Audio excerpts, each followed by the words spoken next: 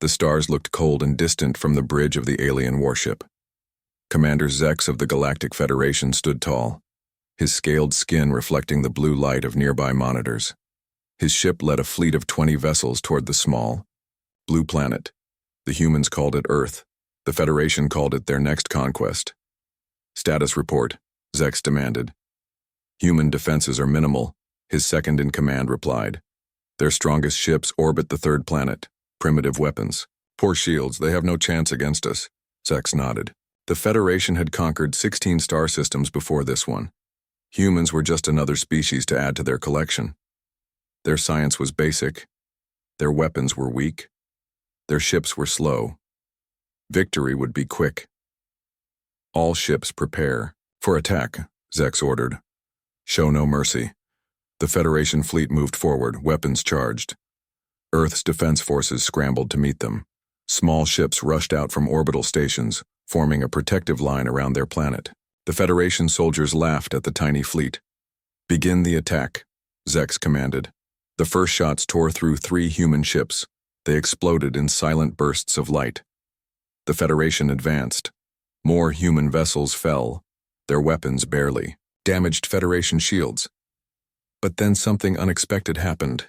A single human ship broke from the defensive line.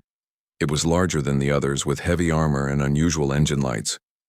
The ship moved fast, much faster than Federation scouts had reported possible. Sir, one enemy vessel is approaching. Quickly, an officer reported.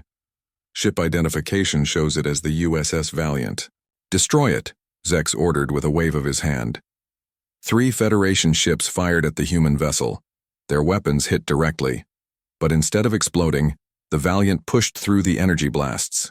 Its hull glowed red from the heat but held together. Impossible, Zex whispered. Fire again. The Valiant dodged the second attack. Then it returned fire. Blue beams shot from its weapons. When they hit the first Federation ship, they cut through the shields like they weren't there. The warship exploded, sending debris across space. Emergency maneuvers, Zex shouted. All ships focus fire on that vessel. The Federation fleet turned to face this unexpected threat.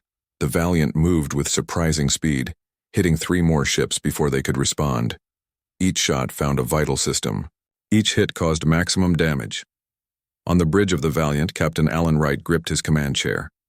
The ship shook with each hit from enemy weapons. Warning lights flashed across every control panel. Hull integrity at 40%, called out Officer Samantha Miller. We can't take much more of this. Engines overheating, added Chief Engineer John Davis. The new drive system is unstable. Captain Wright studied the tactical display. His ship had surprised the aliens, but they were adjusting their attack pattern. The Valiant had destroyed 7 enemy vessels, but 13 remained. More would come if this fleet called for help. We've shown them humans won't go down without a fight, Wright said. Now let's show them our final surprise. Prepare the phase drive. The crew exchanged nervous looks. The phase drive was experimental technology. It had never been tested in battle. Scientists said it could move the ship partially out of normal space, making it nearly invisible and allowing it to travel quickly. But the risks were high. Sir, the drive isn't ready, Davis protested. We don't know what will happen. We know what will happen if we don't try, Wright answered, pointing to the screen showing Earth behind them. The Federation will destroy everything we love. Activate the drive. Davis nodded and entered commands into his console. Deep inside the Valiant, the experimental drive began to power up. Energy built in its core, creating strange readings on every sensor. Outside, the Federation fleet closed in for the kill. Commander. Zex watched with satisfaction as his ship surrounded the troublesome human vessel. We have them trapped, his officer reported. Weapons locked, waiting for your command to fire. Zex smiled coldly. Fire all weapons. Destroy that ship completely. 20 energy beams shot toward the Valiant from all directions, but just before they hit, something strange happened. The human ship began to shimmer. Its outline became blurry. The energy weapons passed through it, hitting nothing but empty space. On the Valiant's bridge, chaos erupted. Systems failed. Lights flickered. A strange humming filled the air. The view screen showed space outside distorting, stars stretching into lines. "Phase drive activated," Davis shouted over alarms. "But something's wrong. The energy levels are climbing beyond safety limits." Captain Wright held onto his chair as the ship shook violently. "Can you shut it down?" "Negative. It's pulling us out of normal space." Wright looked at his crew. Brave men and women who had volunteered for this mission. "Send one last message. To Earth Command. Tell them we fought well." Miller sent the message as the ship continued to phase out of normal space. The last thing they saw on their view screen was Commander Zex's confused face as the Valiant vanished completely. On the Federation command ship, Zex stared at empty space where the human vessel had been. "What happened? Where did they go?" he demanded. "Unknown, sir," his officer replied. "Our sensors show a massive energy surge, then nothing. The ship is gone."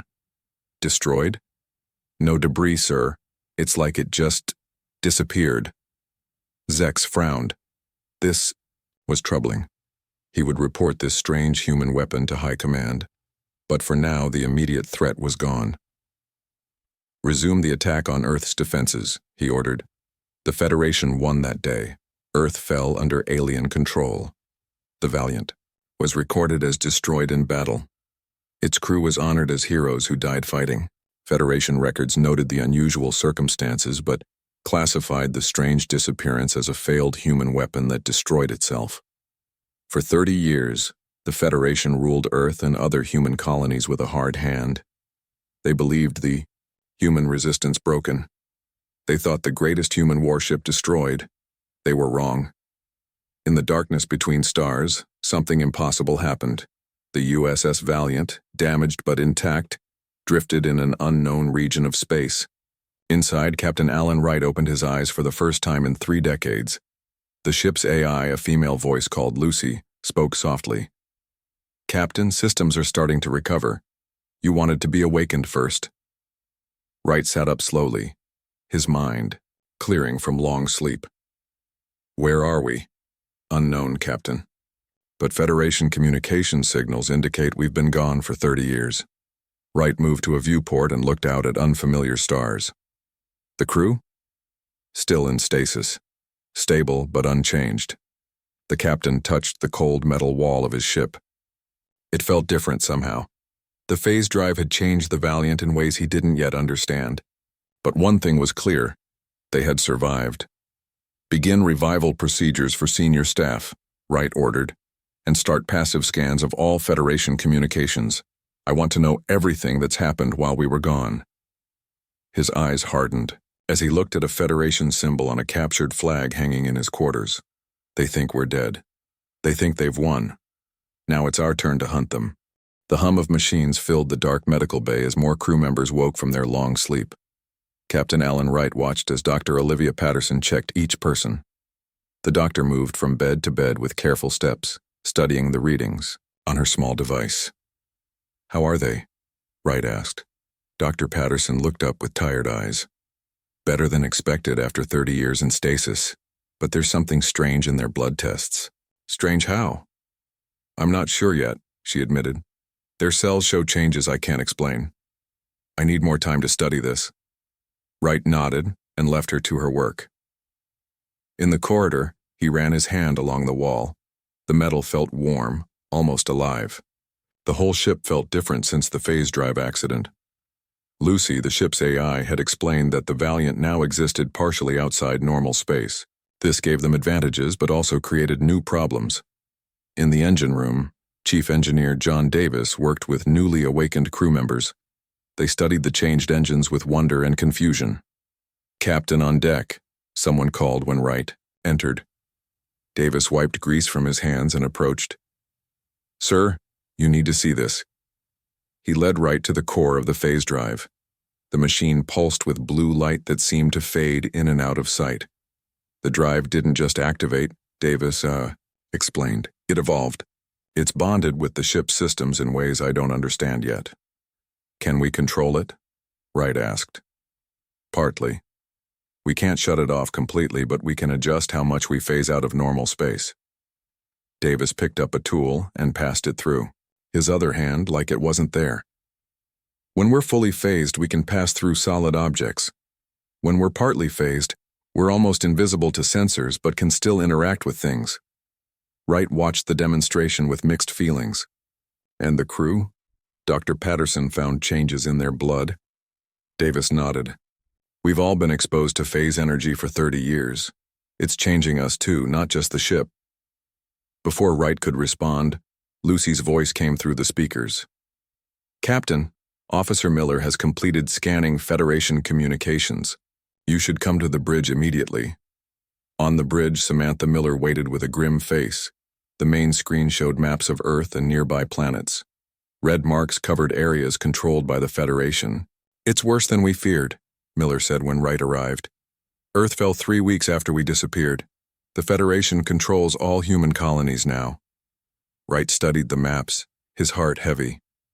Casualties? Billions died in the initial fighting. The rest. Miller's voice cracked. The Federation uses humans as workers in their factories and mines. Conditions are brutal. Average life expectancy is 40 Earth years. The bridge fell silent. Each person thought of family and friends lost or suffering under alien rule. What about resistance? Wright finally asked. Miller pressed buttons on her console. New images appeared on the screen. Small groups fight back on every colony.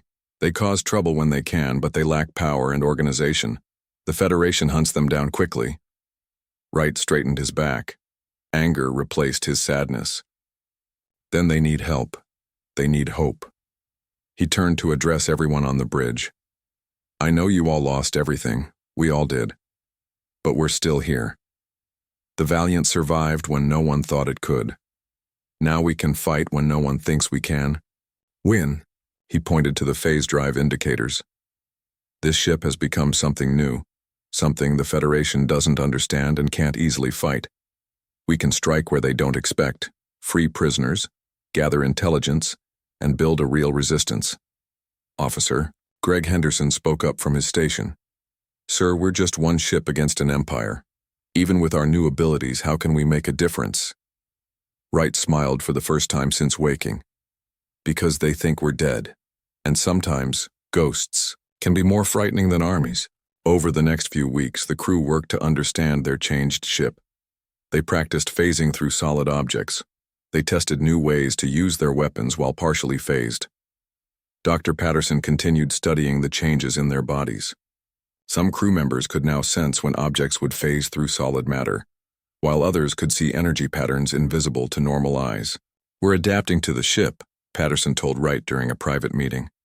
Or it's adapting to us. Either way, we're becoming something more than human. The captain considered this news carefully. Is it dangerous? Everything about our situation is dangerous, she replied honestly.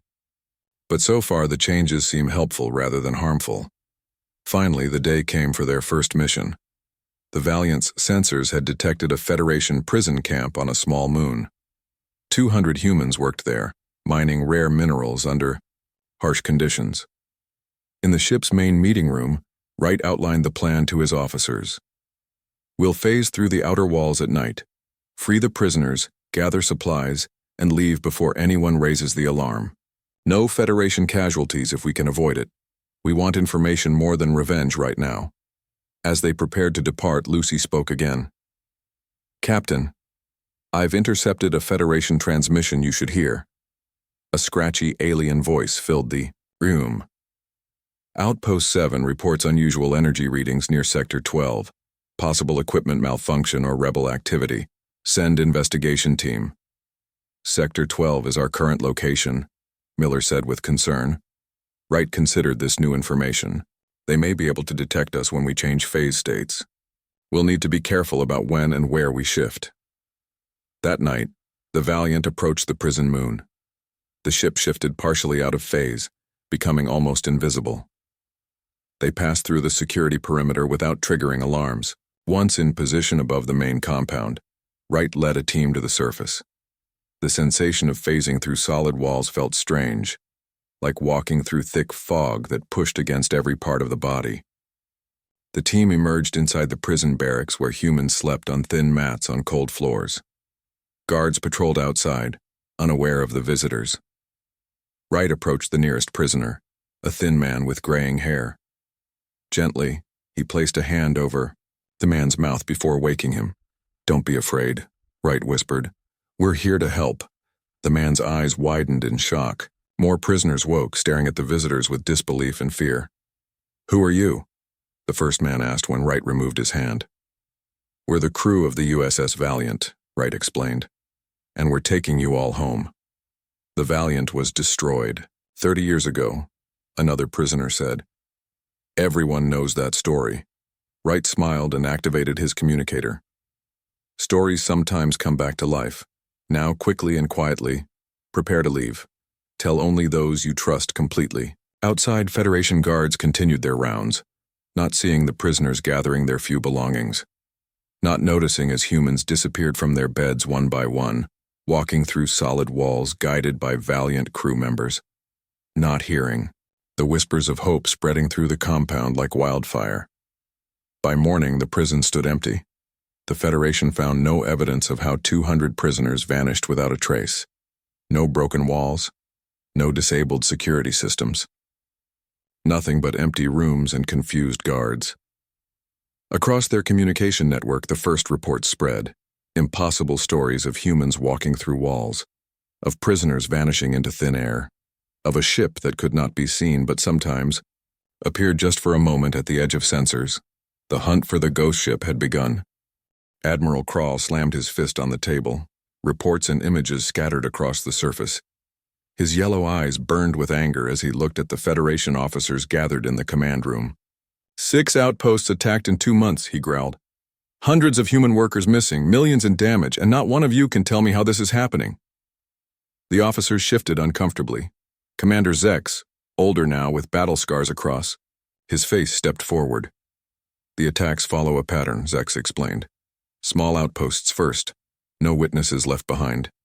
But security recordings show glimpses of humans walking through walls. Some footage shows parts of a ship that appears and disappears." Krall narrowed his eyes. "A ship that appears and disappears? Do you think I'm a fool, Commander?" "No, sir. But I've seen this before." Zex activated a screen showing old battle footage. 30 years ago. Earth defense. One ship fought differently than the others, the USS Valiant. It vanished during the battle in a strange energy surge. "The Valiant was destroyed," another officer argued. "We never found debris," Zex countered. "What if it wasn't destroyed? What if that energy surge was some kind of experimental technology, something that let it hide all these years?" Admiral Krall studied the old footage. "If you're right, this is no longer just a security problem. It's a serious threat." He turned to a thin alien with pale skin. "Professor Vorn, is this possible? Can a ship phase out of normal space?" The scientist looked thoughtful. "Theoretically, yes. A partial phase shift could make a ship nearly invisible to sensors and allow matter to pass through other matter. But the energy required would be enormous, and the effects on any living crew would be unpredictable." "I don't care about theories," Krall snapped. "I want solutions. Find a way to detect this ship. Find a way to stop it." On board the Valiant, Captain Wright studied maps of Federation territory with his officers. 6 successful missions had freed over 800 human prisoners and gathered valuable intelligence. Each freed human told stories of Federation cruelty, strengthening the crew's resolve to continue fighting. "Our next target should be here," Wright said, pointing to a larger facility. "Storm Research Station. They're studying phase technology, trying to understand how we operate." "That's much bigger than anything we've hit before," Miller warned. "Heavy security, at least 50 guards." "Which is why we need to destroy it," Wright replied. "If they figure out how to detect us reliably, we lose our advantage." The meeting was interrupted when Lucy's voice came through the speakers. "Captain, Dr. Patterson requests your presence in the medical bay immediately." Wright found the doctor examining Officer Ben Lewis, who lay on a bed looking pale and weak. "What happened?" Wright asked. "He collapsed during phase training," Patterson explained. His body is rejecting the phase changes. Wright looked concerned. I thought we were adapting to the phase effects. Most of us are, Patterson said quietly. But not everyone. Ben's cells show degradation. His DNA is becoming unstable when we phase through solid matter. Lewis looked up with frightened eyes. Am I dying, Doctor? Patterson hesitated. I don't know yet, but you can't participate in any more missions that require phasing. This news troubled Wright deeply. If the phase effects harmed some crew members, he needed to know how many were at risk. After ordering complete medical checks for everyone, he returned to planning the attack on Storm Station. 3 days later, the Valiant approached the research facility. The ship remained fully phased out, completely invisible to Federation sensors. Inside, Wright addressed the strike team. We have 2 objectives, he explained. Get all research data on phase technology, then plant explosives to destroy the facility. No Federation casualties if possible. We want them confused, not angry. The team nodded. Each member wore a small device that showed their phase status. Green meant safe levels, yellow meant caution, red meant immediate danger. Remember, Wright concluded, if your phase indicator turns yellow, pull back immediately. We don't take chances with anyone's life. The mission began smoothly. The team phased through the outer walls without triggering alarms. They moved through corridors like ghosts, passing guards who saw nothing. In the main research lab, they found computers filled with data on phase technology theories. They're close to figuring it out, Davis said as he copied the files. Another few months and they might have developed detection methods. Across the room, Miller placed explosive charges at key structural points. Charges set. 15 minutes. Until detonation. Wright nodded. Good. Let's move to the second lab and... Suddenly red lights flashed throughout the facility. Alarms blared. A mechanical voice announced. Phase disruption field activated. Security to all sectors. The team's phase indicators all jumped to yellow. What's happening? Wright demanded. Davis checked his scanner. They've activated some kind of field that's interfering with our phase state. We're being pulled back into normal space. Wright made a quick decision. Change of plans. Everyone to the extraction point now. We fight only if necessary. They ran through corridors that moments before they could walk through. Now solid matter blocked their path, forcing them to take longer routes. Federation guards appeared ahead, weapons drawn. Intruders in Sector 4. A guard shouted into his communicator. Wright raised his own weapon. Non-lethal shots only. The team fired stun blasts, dropping the guards without killing them. More guards came from side passages. The team fought their way through, moving toward their extraction point where the Valiant waited. Officer Frank Parker's phase indicator suddenly turned red. He stumbled, gasping for breath. Captain, Parker's in trouble, Miller called out. Wright ran to the fallen officer. Parker's skin had turned transparent. Wright could see bones and organs through it, all flickering between solid and not solid. The disruption field is tearing him apart at the cellular level, Davis said, checking his scanner. His body can't maintain phase stability. Wright lifted, Parker over his shoulder. We're not leaving him. Move faster. The team fought through 3 more guard posts. Explosions started behind them as the charges detonated. The facility began to collapse. Finally, they reached the extraction point, a thin wall separating them from outside where the Valiant waited. We can't phase through it, Davis warned. The disruption field is too strong here. Wright made another quick decision. Blast it. Open. They fired at the wall, creating a hole large enough to climb through. Outside, the Valiant hovered just above the ground, its outline flickering as it fought against the disruption field. The team scrambled aboard just as Federation reinforcements arrived. The ship strained to phase out completely, engines glowing bright blue with effort. Get us out of here, Lucy, Wright ordered.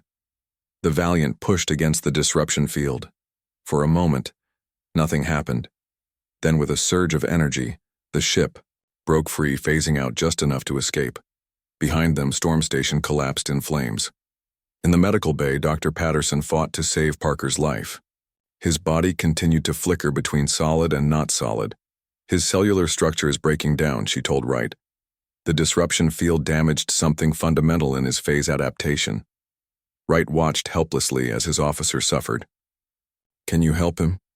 Patterson's face showed her doubt. "I'm trying everything I can think of." Later that night, Parker died. His body simply faded away, becoming less and less solid until nothing remained. The crew held a memorial service, placing his empty uniform in a torpedo tube and launching it toward a distant star. Wright stood alone on the observation deck afterward, staring at the stars. The victory at Storm Station had come with a price. The Federation now had a weapon against them, the disruption field. And worse, he now knew for certain that the phase technology slowly killed some of his people. The captain's hands tightened into fists.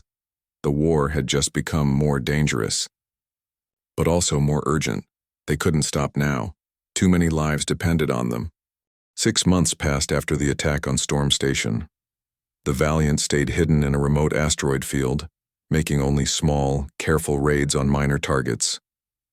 Captain Wright knew they needed to be more cautious now. The Federation had set up disruption fields at all major facilities. Each mission became more dangerous than the last. In the main cargo bay, now converted to a small town, freed humans created a new life. Children ran between makeshift homes built from storage containers. Adults worked in gardens growing food in special light. The Valiant had become more than a warship. It was now home to over 2,000 rescued people. Wright walked through the bay, nodding to people who greeted him. Many looked at him with awe. Stories about the ghost ship had spread across human colonies. Some called Wright and his crew angels. Others called them myths. The Federation called them terrorists. In the medical bay, Dr. Patterson showed Wright her latest findings. 3 more crew members show early signs of phase degradation, she explained. "I've taken them off mission duty." Wright frowned. "That makes 12 total. Can you find a way to slow the damage?" "I'm trying." Patterson looked tired. "But the phase energy affects everyone differently. Some adapt perfectly, others break down quickly. I need more advanced medical equipment than what we have." As they spoke, Lucy's voice came through the speakers. "Captain, we're receiving a coded transmission on an old Earth emergency channel." Wright hurried to the bridge where Miller was already working to decode the message. "It's coming from Earth itself," Miller said with surprise. "Someone's using pre-war military codes." The message appeared on the main screen. "Attention Valiant. Resistance active on Earth. Federation planning something. Big need help. Coordinates follow. It could be a trap," Officer Henderson warned. Wright studied the message. "Maybe, but we can't ignore it if there's a chance real resistance exists on Earth." After much debate, Wright decided to investigate. The Valiant would approach Earth carefully, staying fully phased until they confirmed the message was genuine. 3 days later, the ship entered Earth's solar system for the first time in 30 years. The crew grew quiet as familiar planets came into view. For many, this was their first glimpse of home since the war. "Federation presence is heavy," Davis reported from his station. "Warships around every planet.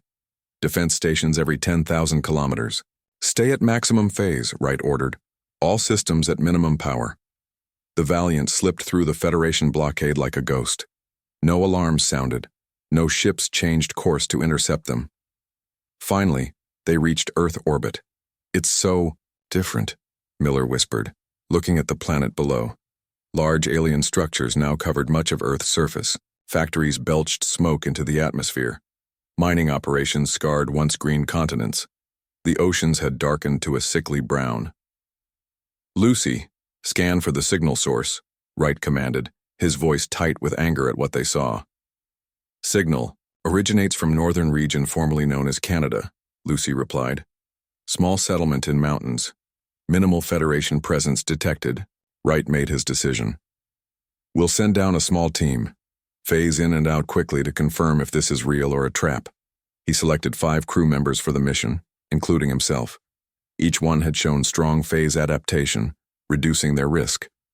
They descended to Earth in a small shuttle, staying phased until they reached the coordinates. The settlement looked poor but organized. Small wooden buildings clustered around a central area. People moved about doing daily tasks, unaware of the invisible visitors watching them. No obvious Federation technology, Davis noted, scanning the area. No signs of advanced surveillance. We go invisible, Wright decided. But be ready to phase out instantly if there's trouble. The team shifted to normal space at the edge of the settlement. People stopped and stared. Some reached for hidden weapons, others backed away in fear. A tall man with a gray beard stepped forward. "Who are you?" "Captain Alan Wright of the USS. Valiant," Wright replied. "We received your message." The man's eyes widened. Several people gasped. The man studied Wright's uniform, then slowly smiled. "The stories are true then," he said with wonder. "I'm Paul Carter, leader of the North Region Resistance. We've been fighting the Federation for 20 years. Inside Carter's home, the Resistance leaders explained the situation. They showed maps of Federation facilities. They told of secret Resistance cells on every continent. Most importantly, they revealed what they'd learned from stolen documents. "The Federation is building something terrible," Carter explained. "A phase disruption network that will cover the entire solar system. Once activated, nothing can phase in or out. Your ship will be trapped or torn apart if you're inside the field when it activates." "When will it be ready?" Wright asked. 3 months at most. The main control facility is here." Carter pointed to a large structure in what was once called Europe. "If we destroy it, the whole network fails." Wright and his team returned to the Valiant with the Resistance leaders. Together, they planned the most dangerous mission yet, a direct attack on the main Federation control facility on Earth. For 2 weeks, the ship remained hidden while teams gathered intelligence. They learned the facility's layout, security patterns, and weak points. They discovered when the disruption network would be tested. The night before the mission, Wright spoke to the crew and refugees gathered in the cargo bay. "Tomorrow, we strike at the heart of Federation control on Earth," he said. "This is our greatest risk, but also our greatest opportunity. If we succeed, the phase disruption network will fail. Earth resistance can begin taking back our homeworld." He looked at the faces watching him. "Some of us won't return. The phase effects have damaged many crew members already. Moving through heavy disruption fields will be dangerous for everyone." Wright paused, then continued with determination. "But we must try, not just for ourselves, but for everyone still suffering under Federation control. For 30 years, they've taken everything from us. Tomorrow, we start taking it back." The people cheered. Even those who couldn't fight wanted to help. Throughout the night, everyone prepared in their own way. Some wrote letters to loved ones. Others cleaned weapons over and over. Many simply sat looking at images of Earth as it once was. In his quarters, Wright recorded his final orders in case he didn't return. Dr. Patterson had warned him that his own phase degradation had begun. He felt it sometimes, moments when his hand passed through objects or when he saw energy patterns that shouldn't be visible. "Lucy," he said to the ship's AI, "if I don't come back, follow contingency plan Delta. Take the refugees to the safe coordinates. Keep them alive. That's your prime directive." "Understood, Captain," Lucy replied. "But statistical models suggest your return is probable." Wright smiled sadly. "Statistics don't account for everything." As Earth turned below them, the Valiant prepared for battle. Federation ships patrolled nearby, unaware of the ghost watching them. In a few hours, the humans would strike. The hunting would continue. The day of the attack arrived. Dawn broke over the European continent as the Valiant positioned itself high above Earth. The massive Federation control facility spread across the land below like an ugly scar. Thousands of aliens worked inside, unaware of what approached. On the bridge, Captain Wright addressed his team one last time. "Remember the plan. We phase in, plant the bombs at 5 key points, then phase out. 20 minutes total. No engaging with guards unless absolutely necessary." The strike team consisted of 15 people, 10 Valiant crew members and 5 Earth resistance fighters. Each carried special explosives designed by Davis to destroy the phase control systems. "Phase indicators active," Miller reported, checking her wrist device. "Everyone in the green so far." Wright nodded. "Lucy, Begin approach. Maximum phase until we're directly above the target. The Valiant descended through Earth's atmosphere like a ghost. No sensors detected them. No alarms sounded. They stopped 500 meters above the control facility. Ready phase shift, Wright ordered. Team to transport room. In the transport room, the strike team gathered on the platform.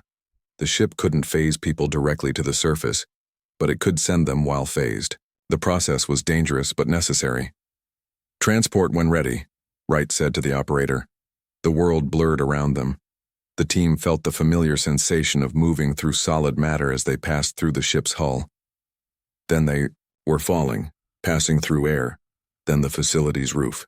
The transport beam slowed their descent until they landed softly inside a large control room. Federation workers walked past, through, and around them, seeing nothing.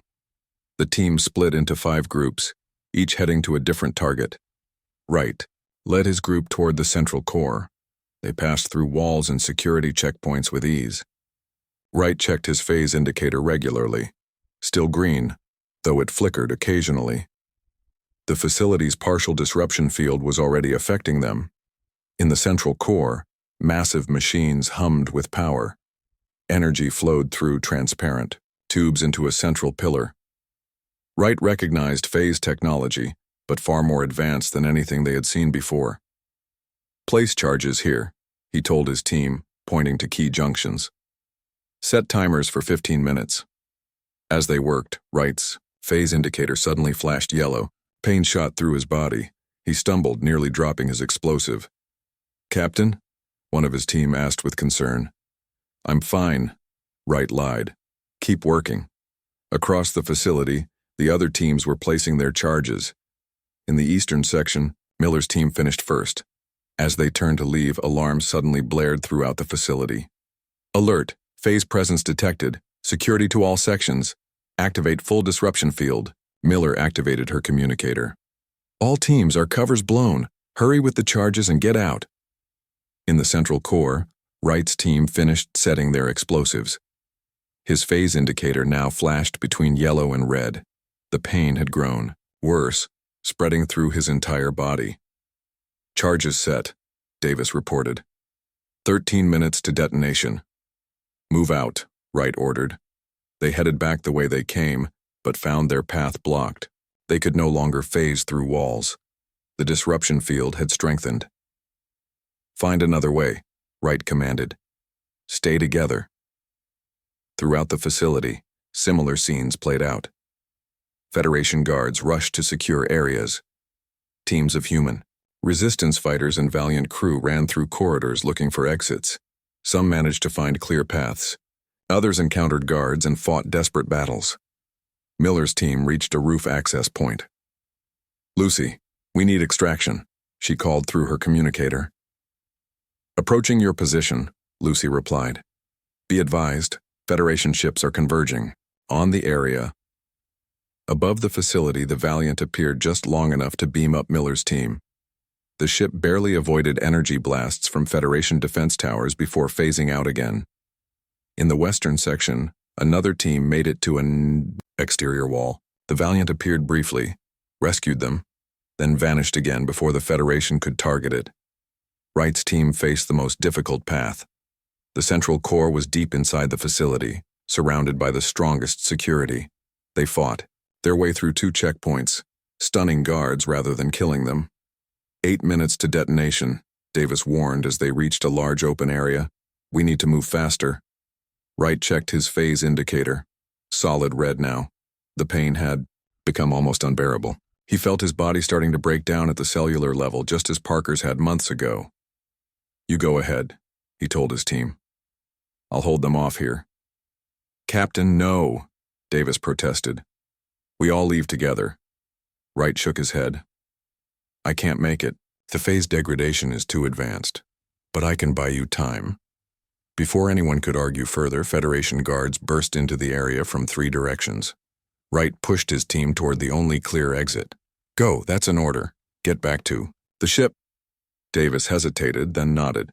He led the others away as Wright turned to face the approaching guards. The captain fired his weapon, forcing the aliens to take cover. He kept firing, moving between positions, creating the impression of multiple attackers. Through his communicator, Wright heard updates as teams reached extraction points. 3 teams safely aboard, then the 4th. Only his team remained on the ground. "Lucy," Wright called as he fired at another group of guards. "Status of my team?" "Approaching extraction point now, Captain," the AI replied. 4 minutes until detonation. Federation ships are attempting to establish a blockade in orbit. Wright smiled grimly. "Ignore extraction for me. Get my team and break through that blockade. Contingency plan Delta if necessary." There was a pause before Lucy responded. "Understood, Captain. It has been an honor." Wright's phase indicator began to flash erratically. Parts of his body shifted between solid and not solid. The pain reached new heights.